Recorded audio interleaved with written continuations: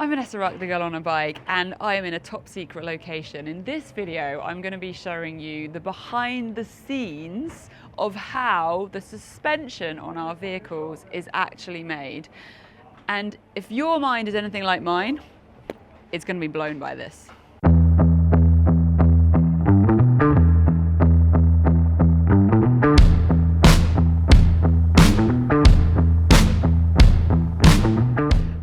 Has probably given away the brand just a little bit. I'm with Öhlins Suspension here at the headquarters in Sweden. Now this is a suspension company that was established in 1976, and I think one of the stats that really blows how good their product range is that they were established in 1976. In 1978 they won their first world championship, and they've now won over 437 world championships titles with Öhlins Suspension. So by the time you see this, it's probably gone up, because I believe they won multiple new just this last weekend. But what I'm trying to emphasize is the fact that the suspension on your vehicles is really important to the capability of the output. Now, I've had the amazing opportunity today to see the behind the scenes here in Sweden of how that suspension is created. And I came into this building expecting to see a load of conveyor belts and some beautiful golden springs like going along. It is not like that at all. It is incredibly intricate, high quality, and really, really high human input. There is a lot of mechanical engineering that supports the production line, a lot of machinery, but actually it comes down to the precision of the assembly of humans that puts this stuff together. So I'm going to give you a full walk around. This is quite a substantial footprint here in Sweden. Globally, they have around 500 employees, and on this site, I believe it's about 250, 300. Ohlin are active in 62 countries. So if you have a vehicle that needs suspension, there is distribution, network, servicing, etc., very much globally. And they are creating suspension products for a range of industries. So I'm obviously most familiar with it from the motorcycle world. They are also in the automotive world, the rally, the F1, mountain biking, all the way through to more bespoke areas like speedboat seats and mining and construction vehicles. So it's incredible when you start to actually look into companies, how wide their breadth is, and actually the suspension is so many more products than we encountered or maybe even originally thought about. So let's give you a look around this facility. Now, the room I'm in now is one of their rooms full of individual production lines, and I'm going to take you through a really detailed view of a production line for a rear shock absorber. There is a whole realm of other rooms here though. You've got the packaging area, you've got the big storage warehouses, you've got all of the business people here, so from the HR, the development, the designers, the engineers. They've got an amazing canteen. Obviously I would have eaten, because I always seem to be eating. Had a really, really yummy Swedish lunch. So behind me here, the far side is a conveyor belt product processing thing, which I'm going to show you first up, and then we're going to jump into the first production line.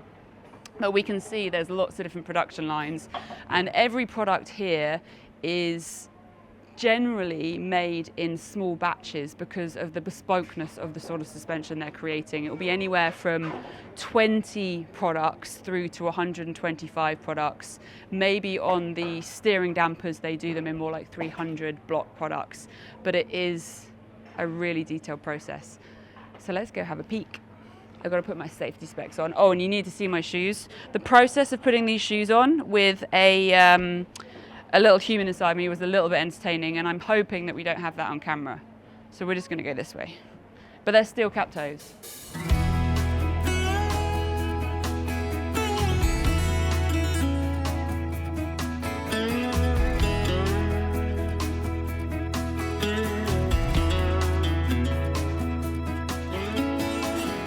any production line, there is going to be a first part in the process, and behind me we have a massive visual screen which shows all of the little job orders that are coming in. Now, this is a very human production line here. Kind of came in expecting loads of robotics and conveyor belts and rows of gold suspension, but actually the quality and the bespokeness of the products that are coming out of here at Ohlin means that this is a very human process. So the first step is the jobs coming in. Each of these jobs are for specific suspension components, and a typical suspension component can be made up of 50 individual parts from a pool of about 10,000 parts that they have here in the company. So the next step is moving on to the picking process, where they are using huge automated product organizers, and the parts get picked. Okay, I've managed to sneak onto the production line of a motorcycle rear shock. All of the team are having a tea break at the moment, so I thought it was a really good opportunity to talk you through the process without everything that's going on. We basically, in the space of about 45 minutes to an hour, go from tiny little parts like these into something that will actually go onto a motorcycle with a full rear shock. And that process on some of the products can be as little as 20 minutes, and some of them it's a little bit more time. And this is a great example of showing you how the human integration of that production line is utilized. So the first station here, we've got loads of absolutely minute little parts, including tiny ball bearings, and apparently these are some of the bigger ball bearings that are used. Not sure how they're not all over the floor, but that is the precision of the team. And that then moves along to the next stage. The next station is going to be turning them into something that looks a lot more like the damping controls. And as we keep moving along, you'll notice there's all sorts of things going on, like the shims up here. These are tiny. I'm not going to touch anything so I get grubby Vanessa marks on it. These are tiny little shims that are going in, and if they're not put in the correct order and the correct ones, that suspension is not going to be correct. Now, every single suspension setup is going to be different. The OEM stuff going on a Ducati versus a KTM, all slightly different, and you can see there's some really technical stuff that the guys and girls are having to follow. We're going to keep on moving down. We've got circlips, all kinds of little bits, and it's then going to get to a point where it's going to start looking like a piece of suspension, because we've got some of the larger components coming into it. So all the machinery around me, you can see there are humans utilizing all of this, but anywhere where Öhlins can use technology to aid the assembly, they are. So these machines are all already pre-loaded, preset for the right settings, the torque values, all of the power sizes that need to go on, and everything is here handy as the station comes along.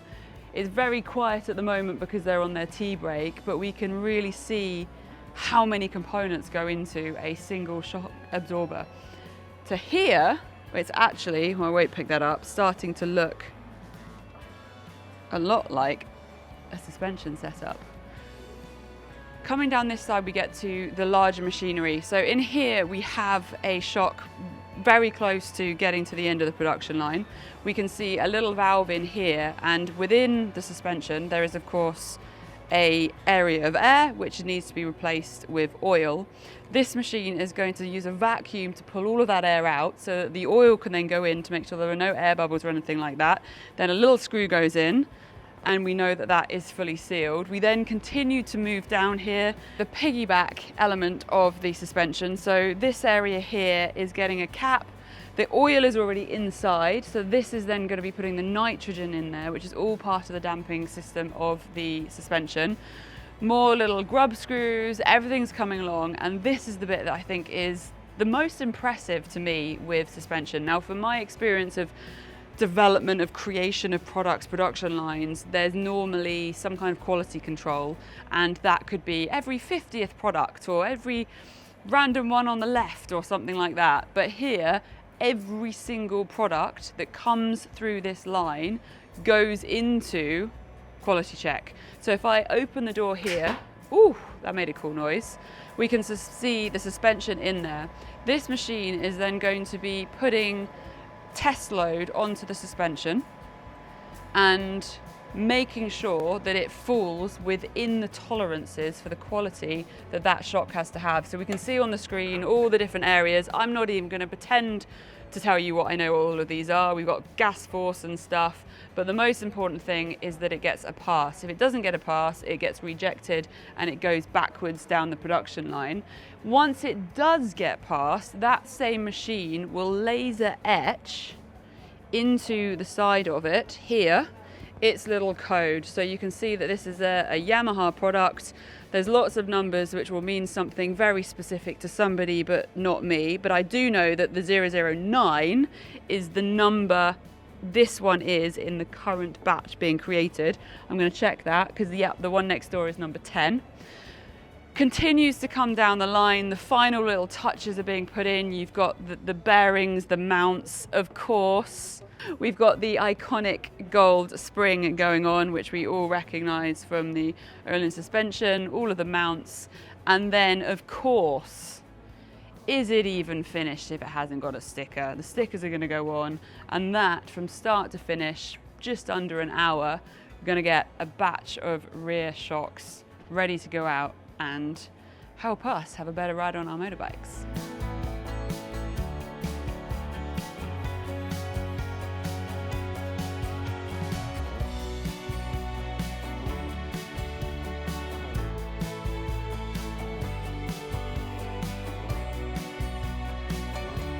Having a little bit of a wander around, I found another production line, which is a really nice example. This is the trolley that's come straight out of the sort of vending machine as such.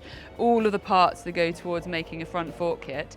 At the moment, we're in the interim setup stage before the production line is running. So the team are going to be taking all these parts and then distributing them around all of the stations where the assembly of that part is going to happen.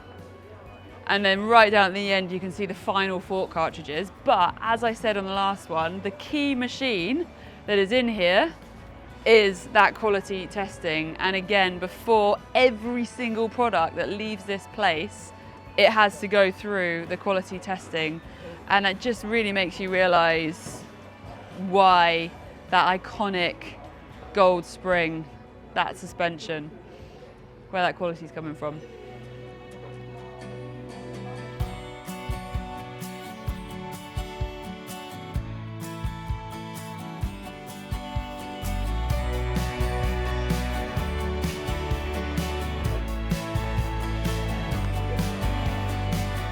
Wow, that's the rear shock. We're going to keep walking through the production line floor, and there's a whole load of stations of different production lines where batches of products are coming out.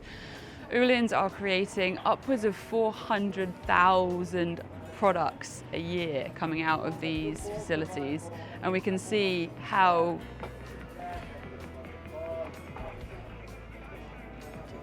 it's so delicate and detailed, and quality is at every step of the process to make sure that that quality is ready for market.